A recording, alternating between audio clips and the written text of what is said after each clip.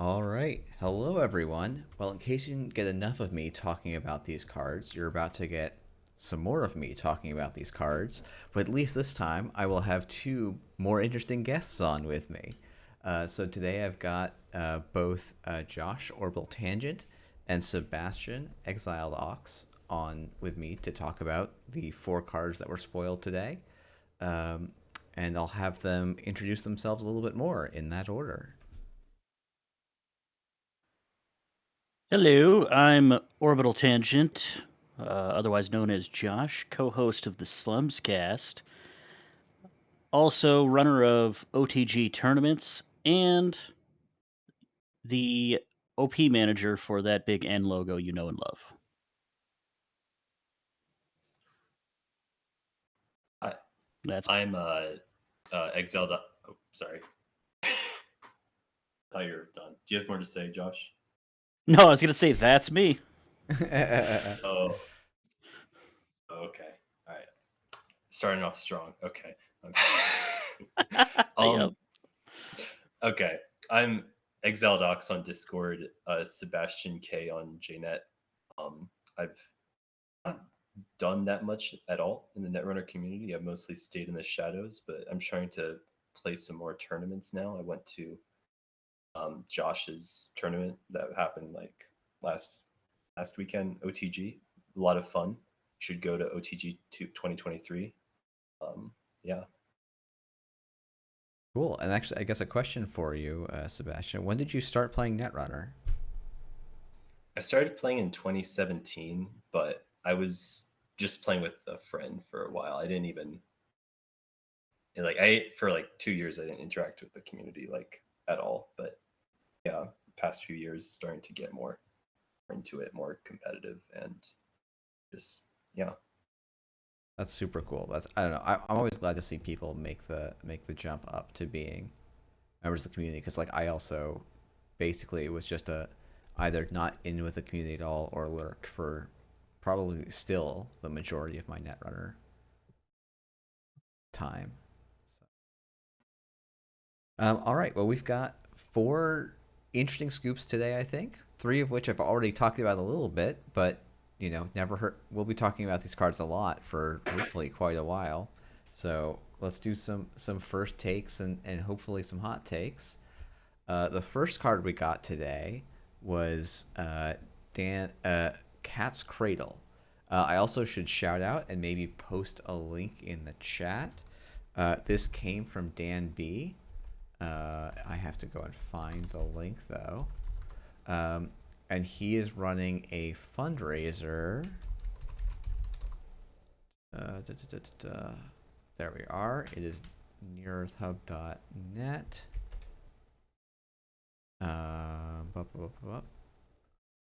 Where was it? Oh shoot! I should have gone to Slack first. This is how you can tell I'm a real professional. I've got this all organized and sorted out. Oh, his Run Together fundraiser. Here we go. Posting it in the chat for You know those of what? you who don't know. Getting all prepared to be on the mic, that's akin to selling out, you know? um, so this is a fundraiser pack, and you know what? We will do. I'll even do a quick little show. It's a whole bunch of standard staples.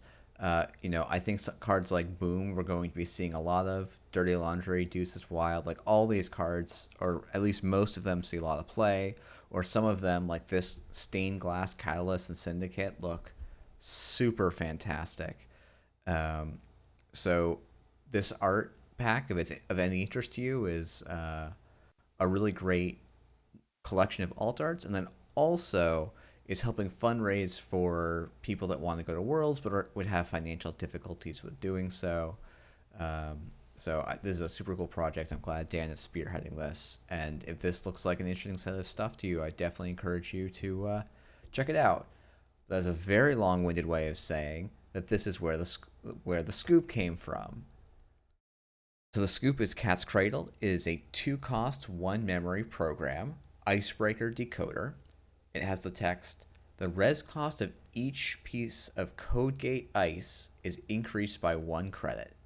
Interface 1 credit. Break 1 CodeGate subroutine. 1 credit plus 1 strength.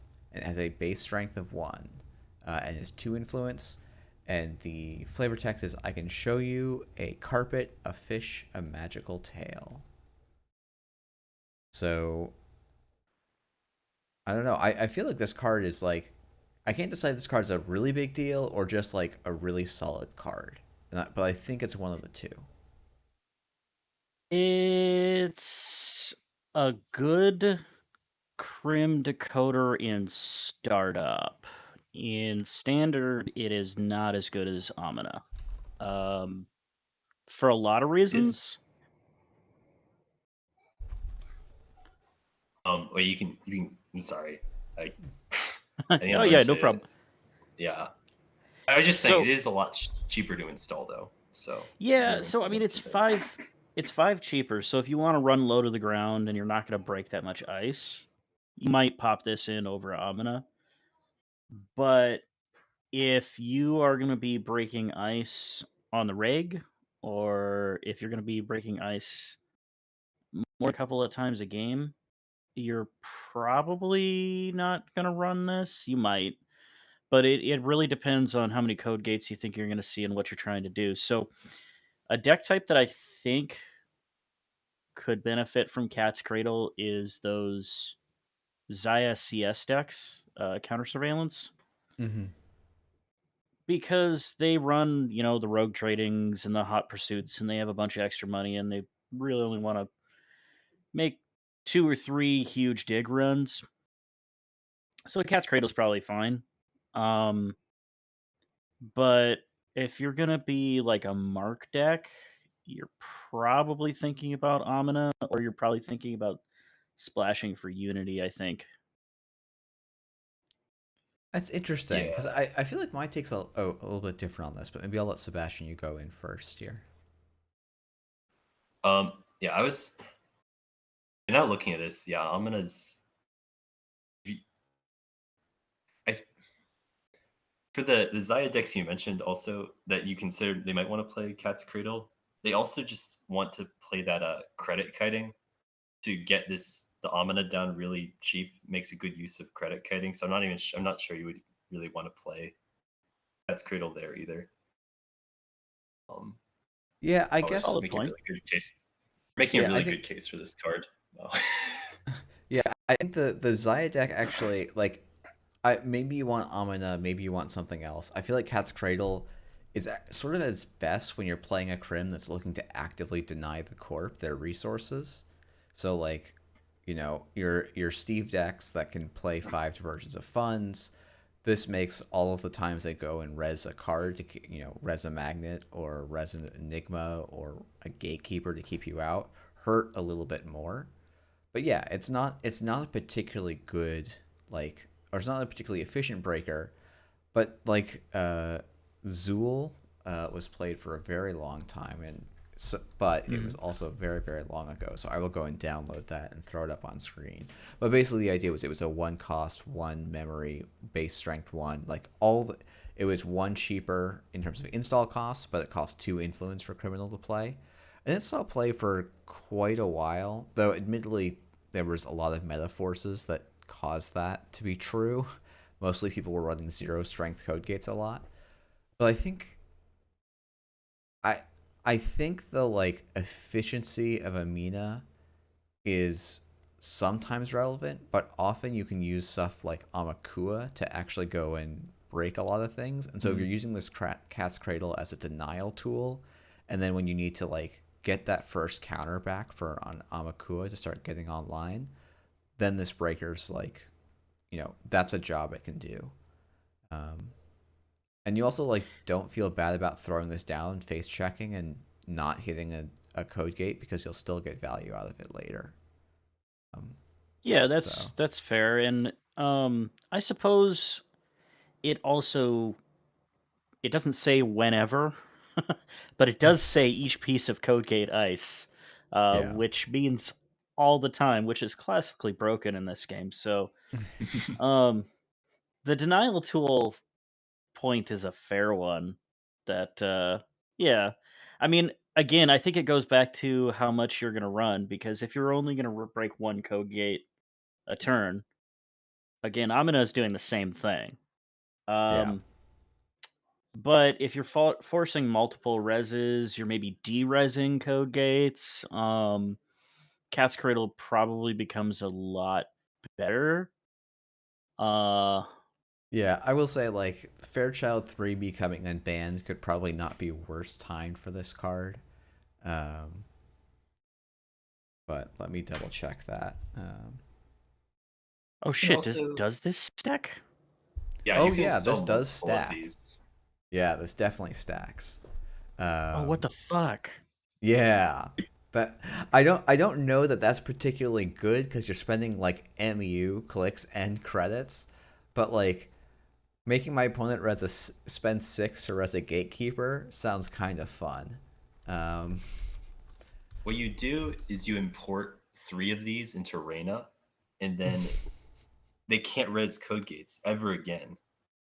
Assuming you haven't already ran and yeah, you yeah. have to kind of sit back, install all your cat's cradles before you do anything. But Oh, it's or here's what we play Reyna. We play 3 cats cradles. Then we also import Echelon so that our Echelon is like base strength 5, and then we oh, play Paperclip, and we just say then we like, play Unity so we can actually break code gates. yeah, yeah. So we're splashing Unity and 3 cats cradles. So yeah. So just to compare the numbers, let's see. So Amina breaks Fairchild 3 for 4 credits. Cat's Cradle breaks it for actually only 7, right? Um, right, because it's 4 to match and then 3 to break each subroutine. So it's technically, well, that's 3 credits worse. Now, you've paid 5 credits less for it, so it's only the second time you break that you saved 1 credit. And so maybe you can throw down the cat's cradle earlier if you're expecting Fairchilds to be around everywhere. Um, and it's yeah, I don't know. It's probably not like I don't think it's a card you're like, oh, I'm so excited I get to put cat's cradle in. But it's a card you might like when you're thinking about the decoder. I think this makes the list of ones you think about. Yeah, I think it's a defensible pick, especially like if you have a way to get recurring credits or you have a way to increase the base strength or lower the base strength of ice, it's the math is a lot more favorable. But as it is, comparing the two side to side, you know, Yeah. I'm taking Amina probably 8 times out of 10. Yeah, I think that's probably right. I do, like there is a point that like, oh, we have seen recurring credits. Maybe if you're playing like a mark deck, you're running centrals a little bit more than we are in current standard, and so leech starts to look pretty appealing as well. And now you know, this card looks slightly more appeal. Some of its downsides are a little less pronounced. Um, but yeah, Yeah, the for other sure. Multi sub code gates though with Leech and Amina. I mean yeah, Amina might still break them more efficiently. It depends on what probably you're will.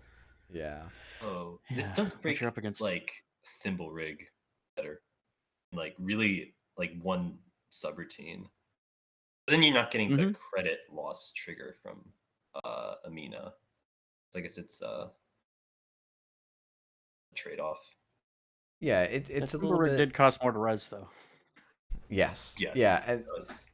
and also it's like yeah, you're not draining them one later. Sometimes preventing them from being able to res the ice at all is the better way to go. And then the other thing is, oh, I only pay 2 for this rather than 7. And I guess the other thing that I'm thinking about is if I'm playing like an aggressive deep dive deck, I now have some influence freed up to have like a pretty reasonable um like an okay decoder that I can play early enough so that I don't have to like go and make sure my economy is solid enough to play a 7 strength thing, but also still have enough influence Mhm. to include 2 copies of Deep Dive in my list.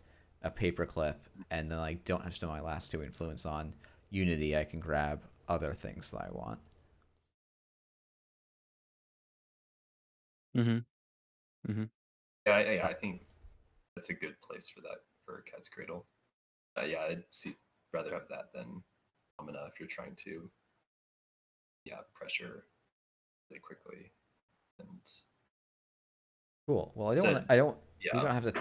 Yeah, we don't have to talk yeah we this don't have to card talk to talk this card to death. Yeah, we So don't have to belabor the point. We've already said what we wanted to say. We're kind of going in circles now. for sure. Let's move over to Czechus Scion.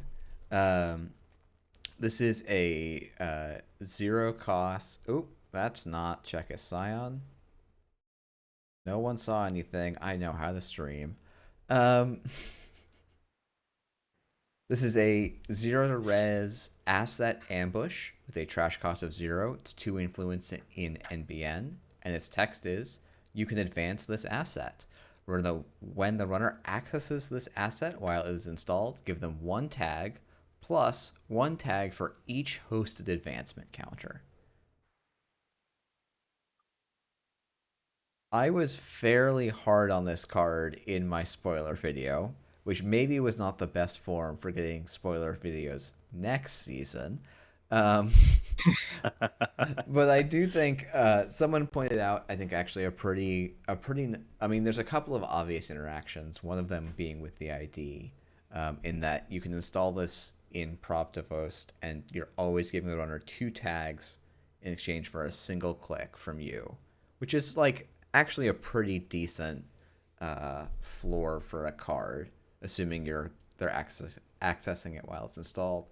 But someone also pointed out this is a great way to protect your advancements on the Vladispersk grid because you can put it in with the Vlad grid, and then as before the runner accesses your Vlad grid to trash it, you can move those 2 advancements onto Czechus Scion, and now they have to pay 4 credits to trash the Vlad grid and take 2 tags from the Czechus Scion. So it's a nice little in-faction way to protect your Vladispersk grids, which seemed like one of the big payoff cards for Prov Devost. Until you said that, I was about to be a little bit down on this card. So I gotta clarify something before we go too far looking at these cards and before people think I'm trying to get too spicy here. I look at cards from the perspective of a competitive player. For as much as Slumscast likes to put the tongue in cheek about how we're bad players, um, we don't really look at cards at anything other than a competitive perspective. So when I come looking at this card, before you said that, I was just thinking, okay, it's 1 tag better Ghost Branch, and Ghost Branch never saw any play really.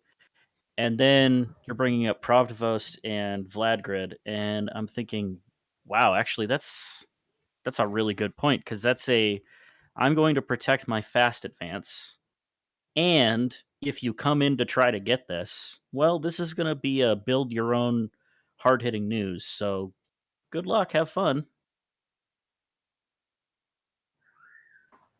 Yeah, yeah I think. that's Oh, I was just, I have kind of the same perspective. Like Ghost Branch isn't good, but you said Singrid makes you like it more, but then you have to if you want to use your Vlad grid like multiple times to score agendas, then you're gonna have to trash your trap to do that. So it only really it kind of like just protects one score unless I'm missing something. yeah, I think that's a reasonable point. Oh, Where if the runner can just go, okay, yeah, that's your Czechus. Like I somehow know it's a Czechus Scion on there. I know it's not an agenda somehow, and that's a flag Oh grid. I can let you have this one. And like mhm. it's maybe there's the other, you know, as I'm saying, like, oh, here's this really cool use case that someone pointed out to me. It's still a zero to trash asset that doesn't do anything until you spend an action to install it, and is a liability in R&D and arguably a liability in HQ, um, Mhm. which is a little bit tricky. Um, I see Simply the Onion It's- saying one score is all you need in Spike Mari, but I feel like Spike as Mari needed to leave the agenda cooking in the remote. Like you couldn't put the agenda in the remote even with Vladgrid and score it, and still have the click left for Neurospike without a bunch of weird other interactions. So like again, this is a card that wants Reclamation Studio or whatever. No, not Reclamation Studio. Sanjay is going to yell at me for forgetting this card. Um, oh, Full uh, Immersion Rec Studio. That's the name of the card. Um, which lets you host up to 2 assets and/or agendas on it. So yeah. If is there a way to have like a click left over if advancing a 4-2 with if you I want to fast advance a 4-2 with Vlad Grid. I need a click left over. I'm just thinking you could do something like if you have a way to leave a click left over, you mm-hmm. could fast advance that new 4-2. That's like the runner loses 7. Then you actually play hard hitting news. So you have your Vlad group protected by your fake hard hitting news. If they don't get rid of it, you hit them with a boosted hard hitting news. Huh, Yeah, I don't. that's go ahead, Josh. I was out. I was just looking in chat. Sorry, I was only half paying attention to the conversation, but I wanna point this out I don't. before somebody rolls past this. And uh, Ginevra, I think that's how you pronounce that, right? Yeah. Points out putting Trick of Light in NBN, and um, now this may be magical Christmas land, but if as long as we're theory crafting on this card so that we don't dump all over it, um, if you think about this, there's the new NBN matrix analyzer, right? Yep. Which you Yep. could stick Vestalisa. on a remote. Yep, you could stick that on a remote with this. You could have your Vlad grid, right? And you could even install advance this. And what you're saying now to the runner is, all right, I have not only a fast advance battery in Vlad, I have a trick of light battery in Chekist, and I also have a way to juice up either one. So if you want to come get this in my remote, you either have to be packing some sort of tech, or you have to grab a handful of yourself and realize you're going to have some tags at the end of this. Yeah, I think that's actually like I I'm starting to like this card a little bit more and more as we keep talking about it. Not because I'm still skeptical it's going to see a ton of play, but I feel like it might Hmm. be a decent like mid-table threat where it does actually do Hmm. something for you now. Now that you have some ways to play with advancement counters and move them around a little bit more easily. You know, Hmm. it's a two card combo and it doesn't really do anything if the runner doesn't run it. But you have a way of punishing them if they don't run it by just leaving those 2 advancements on the flat grid. Uh, and this way we don't have to be importing Urticas or something to try and protect it. So Hmm. and Yeah, and yeah, and Trick of Light I think was a good shout out because like that's classically been used as a fast advance tool on like failed traps, and using failed traps batteries is been a classic way to play Netrunner. So yeah, and I think actually Trick of Light is also com,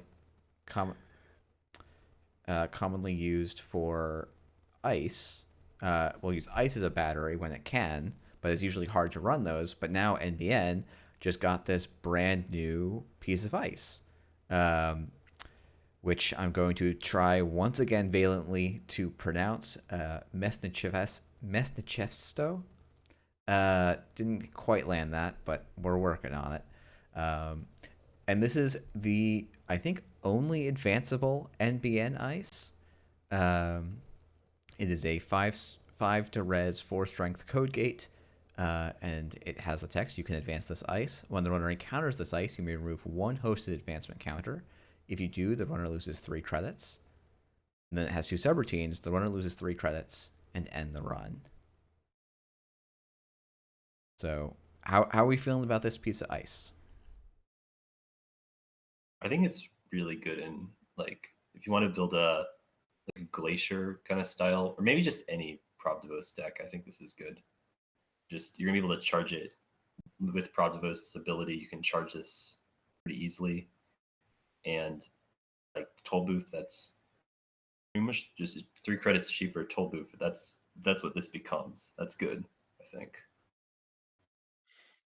Yeah, and one additional subroutine as well that is not a subroutine that you want to fire because it makes it a better toll booth if you do. So, um, it can, in some cases, be more to break than toll booth. It depends on what you're using. I think Omina breaks this for the same amount. Yeah, it should break it for the same amount. Um, until you have one data sucker, and then suddenly it breaks it for 2 credits less. Um, Mhm. and yeah, I think like the idea that this is a face check that can cost the runner 6 credits is super interesting.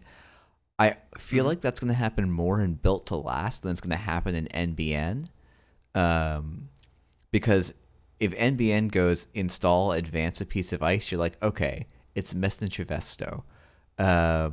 So I'm gonna not run that server until I can afford to get my code gate down or my boomerang down.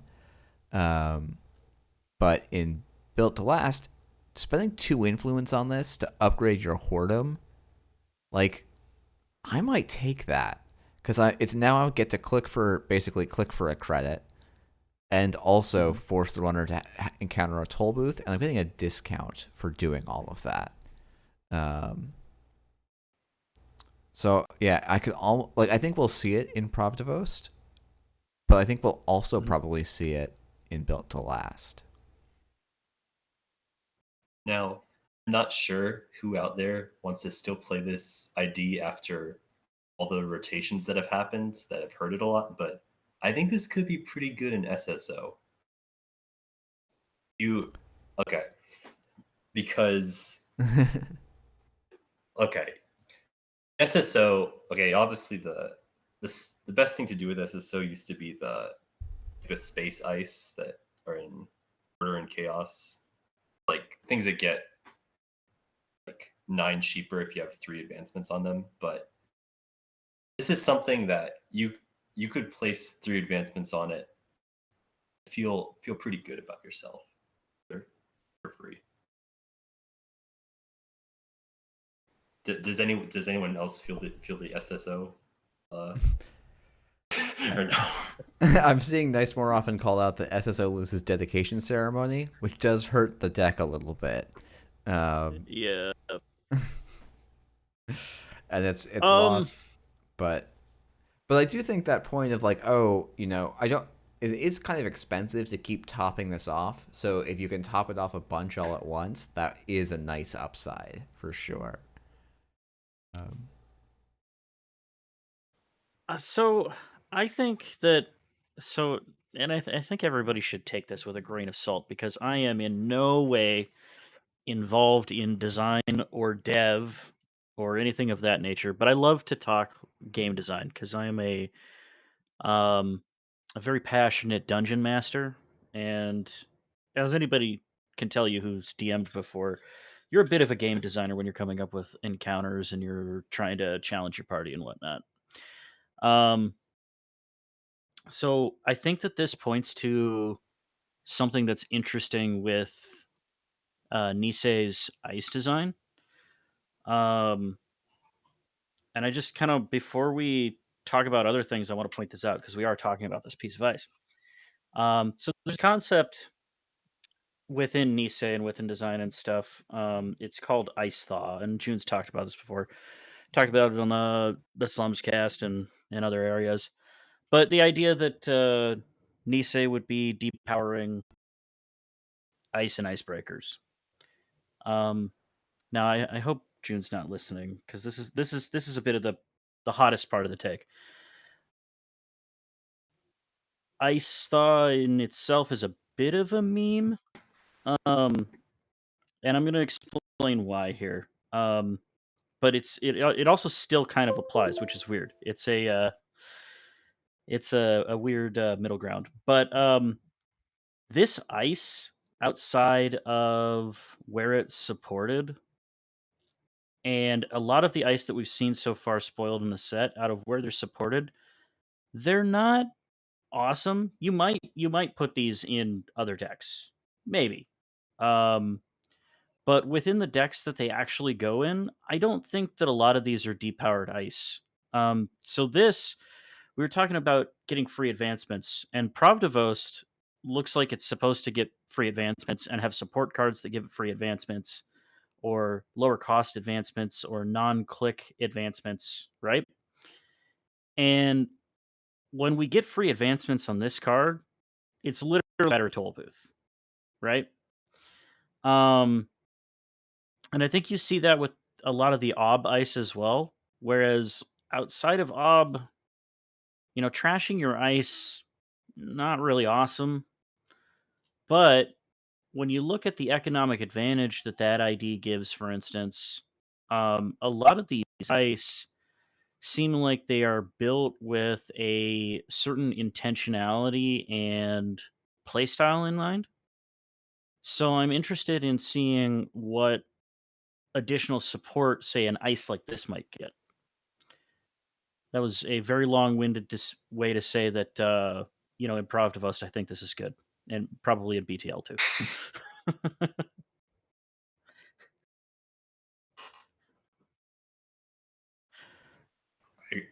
Yeah. Yep. Yeah. Do Oh, you think? Do you view it as like a problem that they're printing these ice? They're like miles better, with, like the identities they come with, or No, no, do you no. think it's fine? Actually, I don't. And this is a question I was hoping you would ask. The reason I don't think that that's a bad thing is if you have multiple IDs that are viable, but ice that are kind of specific to certain IDs, you have a larger spread of things that the runner needs to answer. And I think that the metas are Mm. best when the answers that the runner needs to pack are not all things that you can fit in one deck.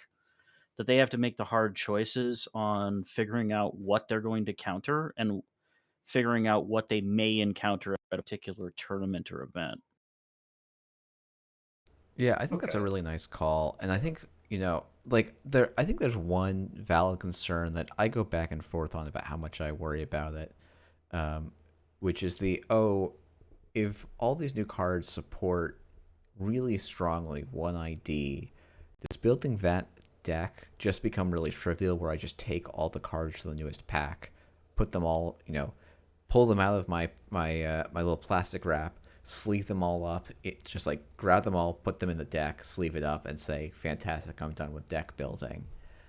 I think partly because of the pack sizes, and then like people oddballs calling out that you can this is actually a decent game net ice and startup because it fires twice, assuming the subroutines fire.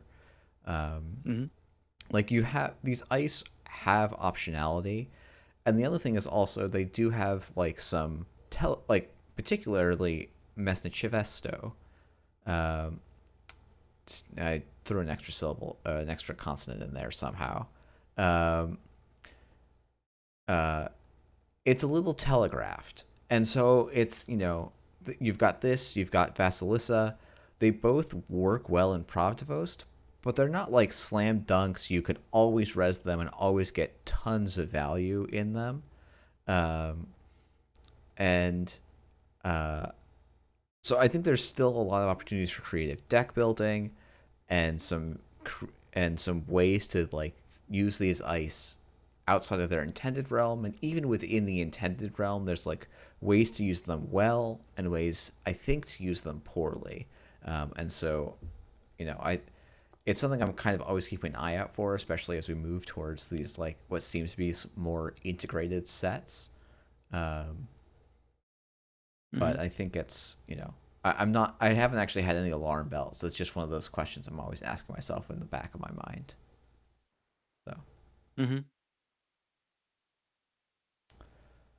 um, I think that's probably all we have to say about. That's more than I thought we would have to say about this piece of ice. Um, so let's Yep. move on to the, I think, final spoiler of the day, which was also in my video. Uh, Backroom machinations. This has also been the background on my stream, I think 2 nights ago or 3 nights ago, and I don't think anyone caught that, or at least no one said it in chat. Um, but this Backroom machinations is a two-cost operation, Gray Ops. As an additional cost to play this operation, remove one tag. Add this operation to your score area as an agenda worth 1 agenda point. It's 2 influence in NBN. And also, I should say, before we go and actually do the analysis, the art on Mestencheves is really good. And I just want to shout that out before. Actually, I think all the art for all three of my cards was fantastic, and the art has been really a high throughout the whole set. But I wanted to do a specific call out for this, actually I think fairly difficult abstract piece. Balance Sheet is the artist, and they are amazing.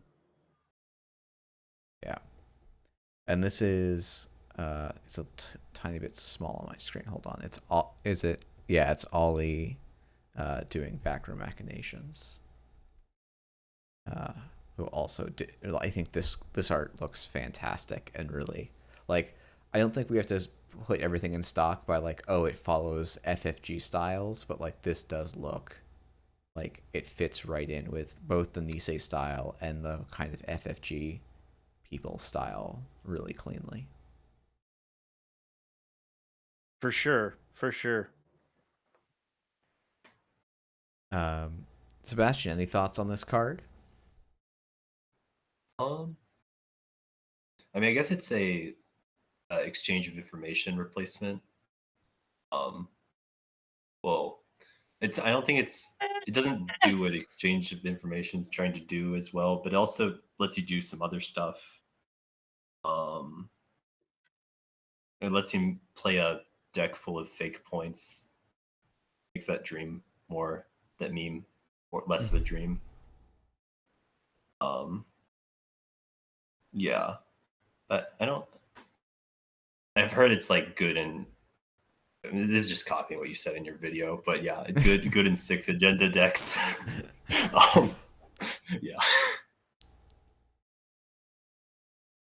What do you think, I Josh? do not know how to evaluate this card because I want to like it. I want to think that it's good, and I think that it kind of is, but I also think that it's a lot of slots because unlike EOI, which you can get away with like one of or maybe two of in a deck, I almost feel like you have to play all three of these. Um, Really? so I don't know, like it feels to me like one is really not going to get you there because the scoring pattern of most NBN decks, now barring Asmari, but most NBN decks they maybe want to score 153 and the rest are going to be 2 pointers. So this doesn't really win you the game. Mm-hmm. Now two of these would win you the game in that case, sure. Um, Yeah, but now you have to I get the. suppose as Sorry. sorry, yeah, you'd have to get the two and the tags. Um, I don't know. It's just really like against a tag me deck. This is amazing. Like, so if the meta is gonna go into like Zaya tag me, like sure, like pack three of these and it's fucking awesome. Um, Yeah, actually, I guess as you say that, I've been thinking in the last couple days, like, oh, maybe Zaya Tag Me like is the deck now that you can just like get 2 tags, be boom invincible, and then yep, you just like you just go. Um, yeah, and so that's what I'm saying is this not only does it remove tags, which is awesome against that deck. It helps you race them, which when you're a tag deck, that's what you have to do because they otherwise eat you for lunch. Um, so it gives you a point as well. So you're not only racing them faster, but you're removing tags, which chef's kiss. It's awesome. But against a non-tag me deck, I mean, it depends on how many tags you think you can land. Like, I mean, I suppose if CTM finds a way to stay a viable deck after rotation, after what it loses, if it can still land tags to the point where classic CTM a couple of rotations before now, there was always a point in the game you would have to go tag me. You would just have to make the decision, I'm going to go tag me. They're either on too many points and I can't let this go by, or they just broke me with a hard-hitting news last turn, but I still got to try to go after this score. I have to contest it. You know what I mean? Like, Yeah. so if NBN can still do that, if CTM specifically can still do that, and they're going to go tag me at some point, this is maybe a good card. I mean, Psycho also is a card that exists, so Yeah. that's why it's hard to evaluate because fake points in the game have classically been really fucking good, but I also don't know how often you're going to land this and how your scoring pattern is going to lend to that, if that makes sense. I guess one of the things I'm immediately thinking of is like the Ares CTMs, where like you score an Ares, you score a Beal, and like maybe you score a Bologna, and then you like have to figure out where that last point's coming from, and maybe this slots in that situation. Um, Yeah, I mean, you could also go a ton of like real fake points. So you could go like kitties, uh, GFIs, and Beals in like sync and a couple of these, and that seems pretty dirty. yeah, yeah. Shadow Electrical saying, "Oh, maybe you play this. It's play this in a deck full of 2 pointers." I think that's a little bit tricky, but like I guess yeah, this just playing this basically as a 2-1, and you just like find some way to land a tag with like public trail, and that's how you score your last point. Could be a way to do this. I also think Sanjay is correct when he says this is similar offensively to exchange of information. So when you're winning, this is about as good as exchange for closing the game, but it is way worse Mm. defensively for like scoring a 15 minutes and swapping it with a Bologna and then clicking it back into your deck so that you go from like Mm. down to 3 points to like up 3 points. So I'm actually interested in seeing if this sync deck is naughty. Um, I just I want to don't know. throw in real quick. If anyone finishes like ends a game by like playing 3 of these in one turn, that's nice. you play HHN, the runner's like, I trashed your boom. I can't die to boom. I'm just gonna like sit here, and you just go back room, back room, back room. That Achievement Yeah. unlocked. please send me the Triple hill screenshot. action. I will cherish it like a child. I'll work on it. I'll work on it. Oh, it doesn't even remove Oh itself from the no. game. Oh no, it does because it adds to your score area. It's like, oh, otherwise I could recur it, Yeah. and Yeah. All right. that You would could be also you could add this to your score area, then forfeit it with Jemison.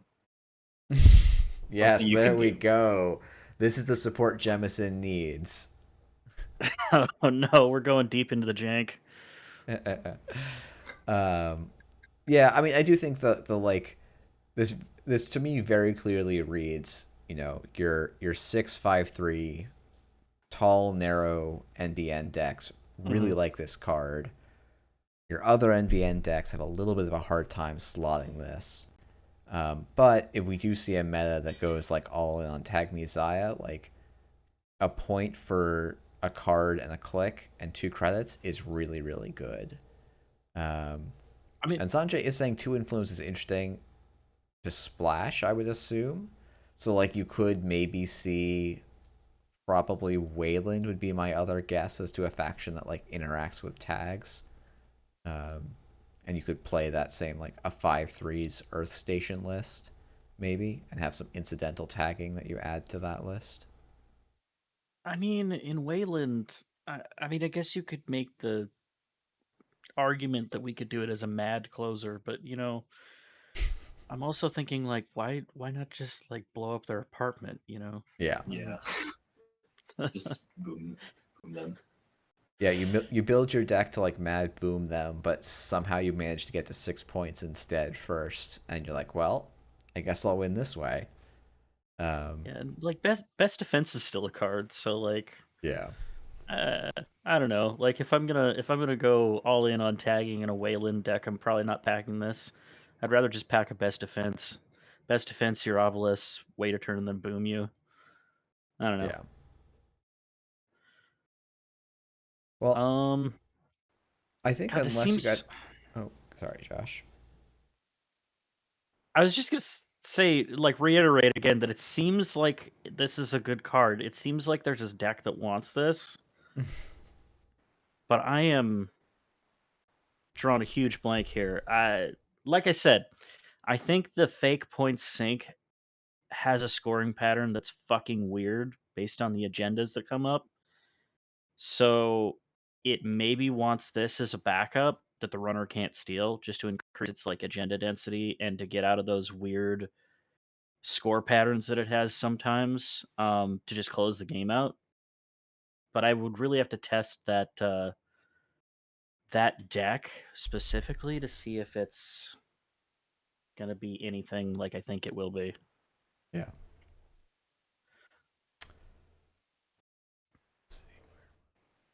So, rather than us trying to really stretch all the juice out of these 4 cards, we'll start wrapping it up. But I'll ask as sort of a closing question: what what are you guys most excited about building? So, when NRDB gets updated or JNet gets the cards up, which might happen tonight. It may happen later, but there's at least some rustlings that it might happen soon.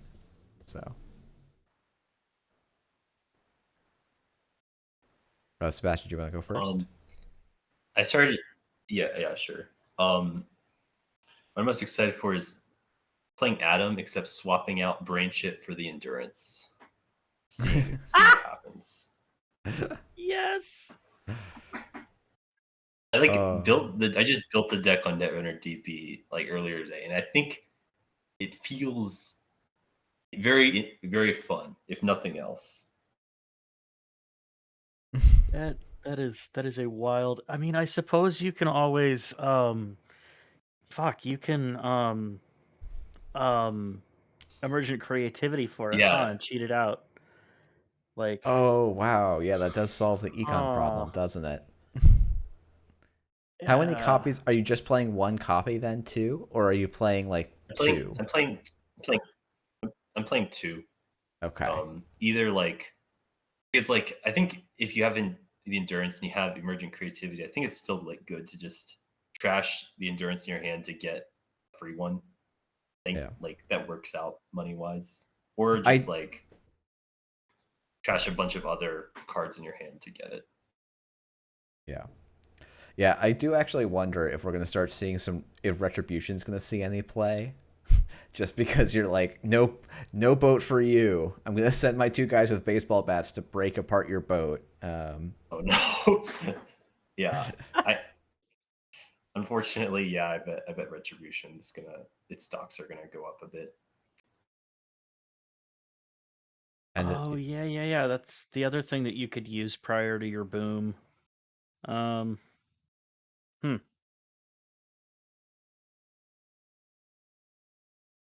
What are you looking at, Josh? What deck are you most like? Or like what card are you most excited for to I got a play? couple. So as far as like IDs go, I mean, I gotta go straight to Ob. Like, it seems ridiculous from a competitive standpoint. Like, I missed this when I was on when I first saw this card. So I missed that you could literally search for anything that's installable. Um, and it just reses it for you. minus 1 off the top, of course, because Wayland's got to get their cut. But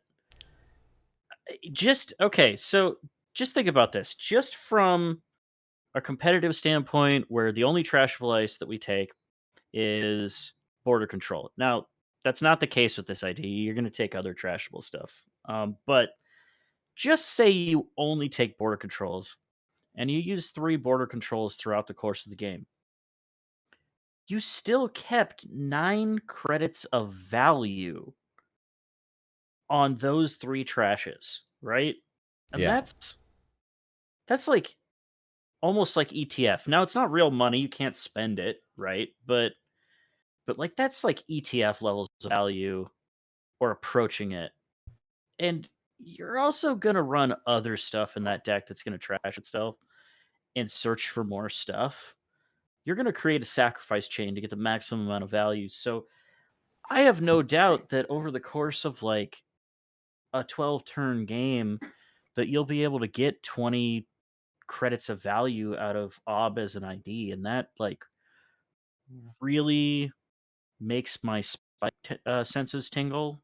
um it's it sounds incredible. I don't know if it works in practice, but I'm excited to try it. Yeah, Ob is definitely high on my list. And one of the things that I think is really cool about Ob is like, oh, if I'm making an early play and the runner has their fractor down, I can turn my border control into like an enigma. And now they need to have a whole separate set of tools, and they still have spent the click to make me clear the border control. So like, you can maybe just play it as a Rush Wayland list, um, and just generate value, like just score out and use all of that as you call it, the Mhm. value that you're generating to gear check and like move through your deck efficiently, which is pretty cool. Right. I do think that it might get punished, and this may be the skill testing part of ob.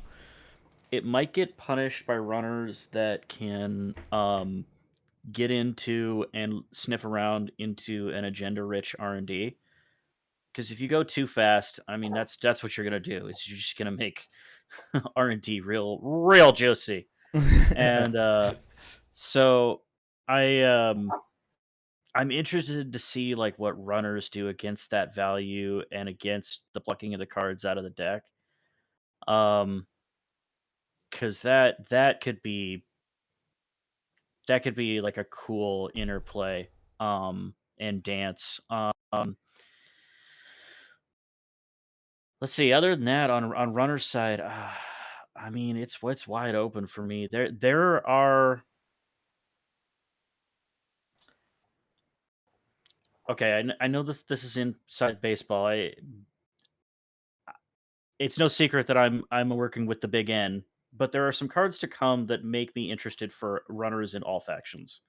Cool. Um, I'm actually runners shocked to are hear the most prominent F Shaper podcast say that they're interested Oh, in Shaper cards. is that okay. the Hey, feed? yep. I deserve that. But no, I mean listen to us on Tuesday because like whoa, there's some spice yet to come, homies. Like Okay. the runner side of things is wide open, and I think it's going to be interesting to see what runners do with these new tools. Yeah, I think it's going to be. I'm really uh, excited to see what look like proactive runner tools being printed, along with proactive or like really warping corp tools. Um, Mm-hmm. and Mm-hmm. I'm hoping it'll be an exciting meta. I'm hoping it'll be a balanced meta ultimately, but I think exciting is what I'll ask for first, and we can try and fix it in post as much as we can. So I think the first ban hurts the boat. I think it's that good. you The think boat's getting banned? No, no way. or a No, no, support no, no, card no, for the no, no. boat? And I think Oh, that's the first deck that might have to take something to the face. But I don't know. I don't know for sure. I'm not a king deck builder. I am certainly not that. I normally net deck most you of my think stuff, both? but Hmm. Well, You that think the Come on, board's it gonna seems break so 'cause we're good. playing. Well, that's an exciting claim. I want to thank you both for coming on, and really, despite this, you guys, I had a great time chatting with both of you about these cards, and I want to thank you both for coming on. I want to thank everyone for watching. Um, Tomorrow's stream, I think, is going to look fairly different. I think it might actually be, assuming that Jinteki gets updated, a bit of a gameplay stream, because Sokka's doing his spoilers after I would do my normal broadcast, and I don't want to have him close his broadcast and me just go, let's go over all of Sokka's spoilers that he just did. I want his stuff to I want him to have at least I want him to have at least a few hours of breath before I go and steal all of his card content. Um, but I think I'm pretty sure I'm locked in with the Retromancer folks, so I think we might be doing some startup deck building and playing and seeing what the brave new startup world looks like. So I hope you all come by, and if there are scoops in the morning before Sokka's stream, we will of course cover those as well. Um, so thanks everyone for stopping by. Thanks once again to Josh and Sebastian. And I hope you all have good nights. Thank you. It was fun. Yeah, it was a lot of fun. Thanks for having me.